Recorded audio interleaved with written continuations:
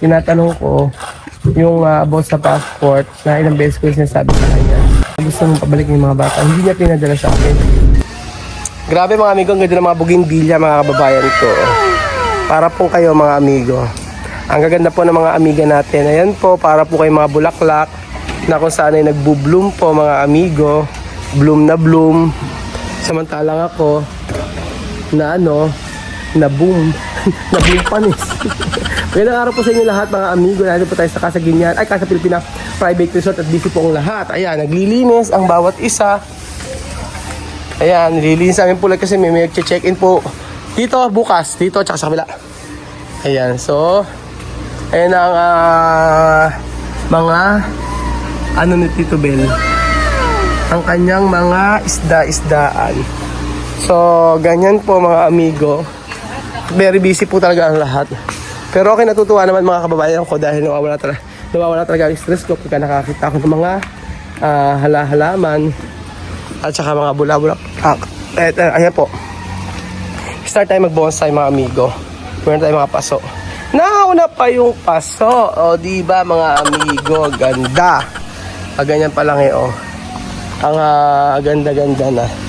So, ngayong araw po ay medyo mainit ang panahon pero carry lang. Samantalang kanina ay okay naman po. So, ayan, busy si Madam doon, naglilinis habang nag-aayos po tayo dito sa ating resort. Dahil bukas nga po, sabi ko nga po ay merong check-in. So, ayan, tapusin nyo na yan. Half day lang yan, tapusin nyo na. Dali. Ay, ito na po mga amigo ginawa ni Kuya JR. Ay, ito ng tubig. Ayaw matak. Ayaw? Bakit? Ayaw humatak. Bakit kaya? Pero kagabi okay naman niya kay JR. Ay, kasi mga isda. Tutulog ko na pagka ganyan. Ay, natutulog pala isda. Ay, ito. Ay, mga isda natin. Ba't ba ganon? Ay, gumana. May nakabar siguro kay JR na. Kanina ko magmalaki. Ayan. Wala na kulang yun. May nakabara lang pala. Nagising ko ang mga isda.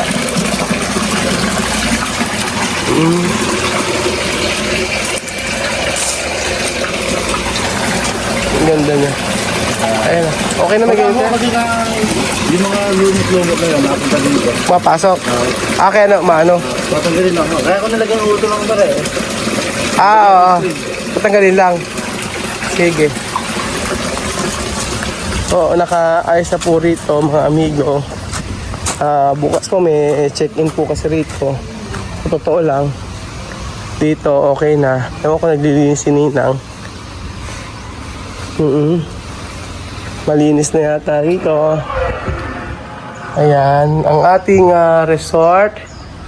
Ayan po. At dito sa part na to, ayan, si Ninang ba ay very busy. Pinalinis ko rin ito Ay, hindi pa nalilinis yung pool. Pero kailangan linisin to kasi bukas ay may check-in. Ninang! Na. Pero okay na, malinis na po mga amigo. So ano pang inaantay nyo ngayong December, January, February, punta po kayo sa Casa Guinian Private Resort. At talaga naman mag-i-enjoy kayo dito. Meron tayo dito pwede kayo mag-badminton, pwede po kayo mag-videoke 24 hours. Ayan po. At talaga namang ginastos na natin ang resort na ito para po sa inyo mga kababayan ko. O diba, ang linis po. So, for today's video, kaya papakita ko sa inyo yung gawa doon sa may dream house natin. Ayan. Nandiyan nagpalagay ako rito na ng tubig. Para sa tubigan. Diyan. So, titingnan natin ano ang mga natapos dito sa ating ano mga ginagawa dito. So, tuloy lang ang buhay. Yun po mga amigo. Kaya pala mga amigo, ako mamaya ako na ikukwento sa inyo. Pakita ko muna sa inyo to. Para makatama nyo po mga kababayan ko. Ayan.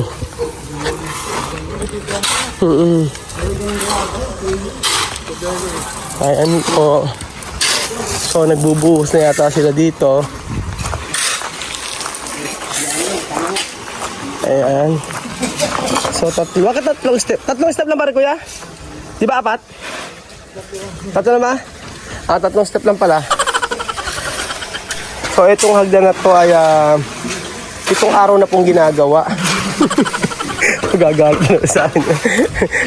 Itong araw. Saglit lang to, dalawang araw lang ata halos yan. Tapos yan, binuhusan ni kuya.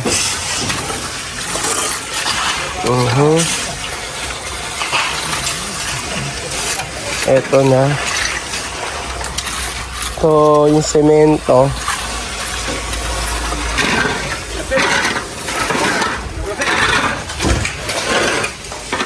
So, meron ng ano dito.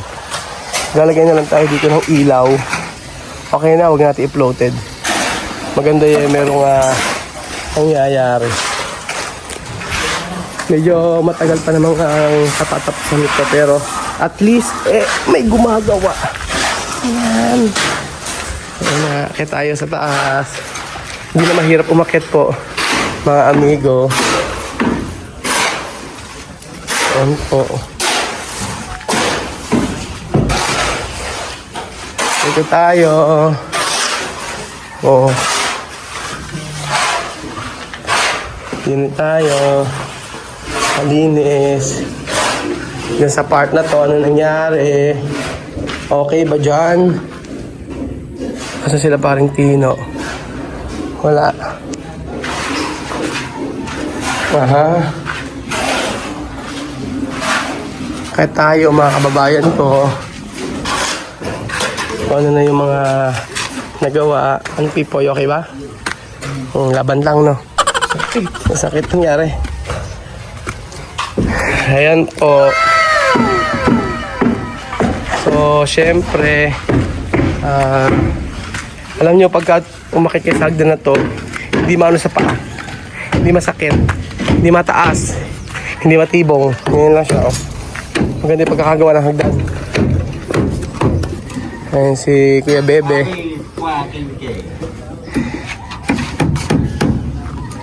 Magbubuhos na sila dito. Then after ng biga na, hopefully matapos ang biga. Hanggang next week yan. Ganda talaga dito, oh. Sa part na to. Di ba? Pag naplatadahan pa lahat yan. Oh, yan po.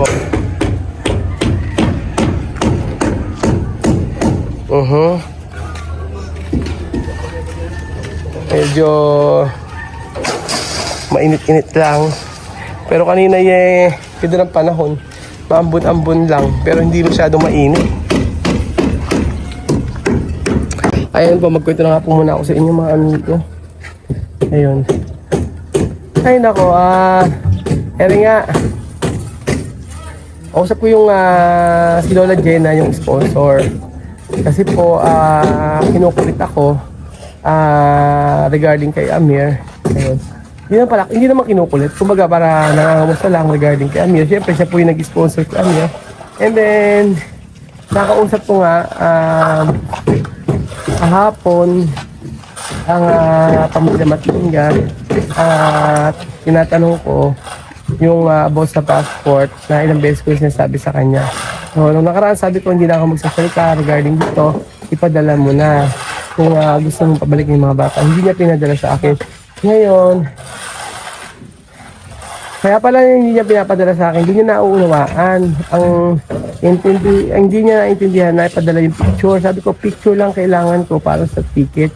Si Bibian pa ang nag-explain, mga amigo. So, yun, hindi niya naunawaan yung aking mga pinagsasabi. At kung bakit hindi niya maibigay-bigay sa akin yung copy ng passport. In-explain ni Bibian, itong passport na ipapadala is para sa ticket. So, si bigyan na nag-explain at hindi maunawaan ng nanay. So, yun pala yun. So, tama naman pala yung sinasabi niya na bahala na ako kung ano ang gusto ko sa mga bata, kung dadalhin ko sa Pilipinas or hindi. Pero, diretsahan ko pong sinabi sa kanya na ikaw hindi ka makakabalik. Second chance binigay ko sa iyo, pero hindi ka muna makakabalik dito. Sabi ko sa kanya, kasi maraming nasayang na pera, sabi ko sa kanya, ang second chance na bibigay ko is para sa mga anak mo. Sa 3 bata, sabi ko sa kanya ganun. So yun, naikwento ko naman sa inyo. Kasi, basic, ang message ko kasi sabi ko sa inyo, mga amigo, na yung passport po na hinihingi ko ay 3 times ko sabi. So, misunderstanding po. Ang alam niya ay hindi niya alam na yung picture lang para po sa ticket. Ganun po, mga amigo. So, pero diretso ako sinabi sa kanya na hindi ka nakakumabalik dito. So, sabi ko sa kanya ganun. Pero sabi ko, sa ngayon hindi ka makabalik dito. Hindi man sabi ko sa kanya. Yun, pero okay naman, nagkaintindihan naman kami. Kasi, syempre, gusto ko na kasing i-give up gusto ko na i-give up kung ano, yung sa may sponsor ni Amir. At, yun. Pero, sabi ko, baka pwede pa. Nung pala, hindi lang kami nagkakaintindihan. Yun, hindi lang kami nagkakaintindihan. So, ayan na po mga amigo. Ang saya. And then regarding pala mga amigo kay Wesley, hindi ko siya pwedeng patirahan dito mga amigo. Sabi nga noon, tira ko daw si Wesley dito sa amin sa bahay na to. Hindi ko po pwede mga amigo kasi po si Kylie is dalaga na, si Wesley binata, si Chuchay ay dalaga. So hindi po pwede yung ganun mga amigo. Ayan na po ang mga masisipag natin nagtatrabaho na nangangailangan ng bali mamaya. Sure yun. Sure yun, may bali. Oo, basta nag-ano na siya. Basta gawa na siya, sabi niya, bali. Ayan. Puputol yung kuryente. Saan? Namutulan na kayo ng kuryente? Ang bihira. Kaya nga, hirap ng buhay construction na yun. Sa totoo lang. Yung kikitain mo ng 1 linggo, hindi gagastos sa 1 linggo. Hindi ka natatagpos yun. Nauunawaan ko nga eh. Kaya lang eh, Ano na, naiutang. nauutang na. Ibig sabihin, sa tindahan. Sa tindahan. Buti may nagkapunta tapos Araw-araw na kinakain. sa tindahan inuutang. Buti naman pumapayag. Pwede naman. Basta magbayad lang. Babay. Kaya sa malaki tubo, ano? Hindi naman, price yung tindahan lang. Price tindahan naman. Maganda pa. Yung perang kinutang mo na may tubo, kaysa Oo. grocery na utang. Magkano pinakamalaki mo na utang? Wala mga 300. Yan lang. Mahina lang pala. Kasi may bali tayo ng Miyerkules eh. Yan na rin. Ng Sabado, tapos Miyerkules. Pero sa labas wala kang utang naman. Ha? Wala kang utang sa labas. Wala naman. Ay, maganda. Kaya nagkakautang sa estudyante. Sa estudyante, may pinag-aaral ka pa ba? Meron po. Ilan? Yung ano ni Eton, yung... May pinag-aaral ka ba? Anak mo? Ilan ba anak mo? 3. May apo na ako isa, panganay ko lalaki. Isa na pinag-aaral mo? Ang babae. Isa na pinag-aaral mo? Baho na rin yung babae. Yung pinag-aaral mo, anong course? Computer yung ano sa... Tungkol sa mga pagluluto, yung mga pagkain. Anong ba't computer? Ba't naging computer? Paano naging computer naman yung... Ano ba? Pagluluto? HRM? HRM. Baka naman sa'yo hihingi sa'yo sasabihin, tatay, pabili nga ng pambili ng panluto sa sa school. Tapos sa halaga 2,000, nung bibilin lang ay kamatis saka sibuyas, gigisa. Hindi naman gana. Oo. Sanay sa wala, sanay sa... Ayun na maganda, pero dapat mag-aral mabuti.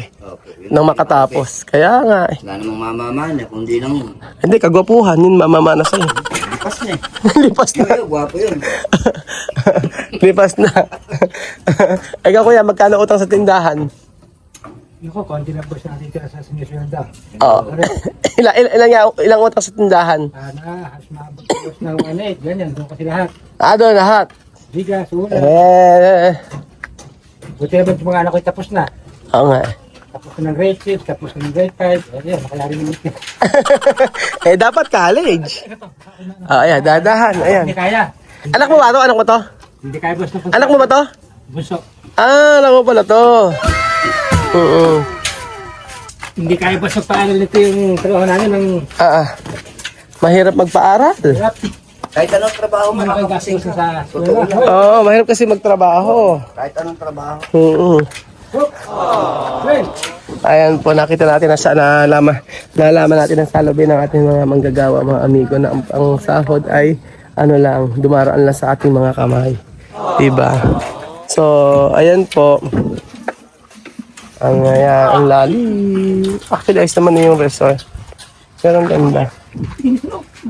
Hindi pa tayo sa harap. Kailangan magsipag. So, pangbiga na yun, di ba? Opo, hindi na natin ito. Babakalan nito. Babakalan na. So, kailan kayo magbabakal? Bukas na?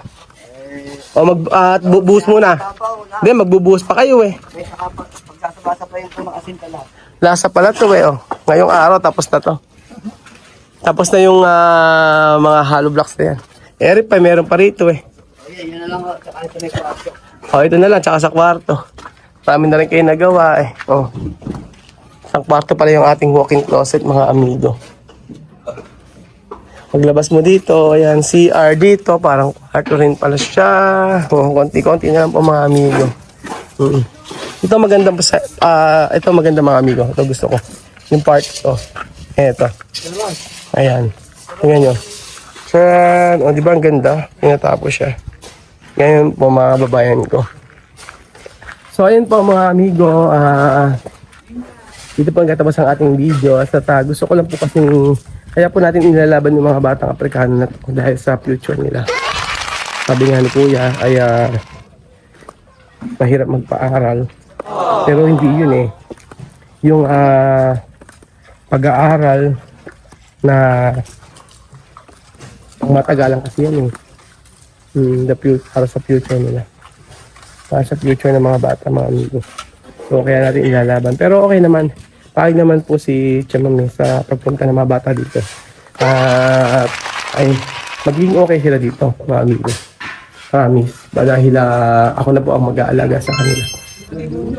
So, maraming ko kontra sa akin. Ayaw nila, lubayan yan. Tigilan mo na yan, magkakaroon ka ng problema. Mga amigo, naniniwala pa rin ako na pagkabutihan yung ginawa mo sa kapwa mo, especially sa mga bata, mabuti rin yung babalik sa iyo. Kaya kahit tumontra yung iba, diretso pa rin ako dahil yun ang gusto ng aking puso. Ang makatulong, magpaaral ng mga Aprikano, mga Pilipino. So, thank you so much mga kababayan ko at God bless. Ang dahon ko! Kaya bukas ito.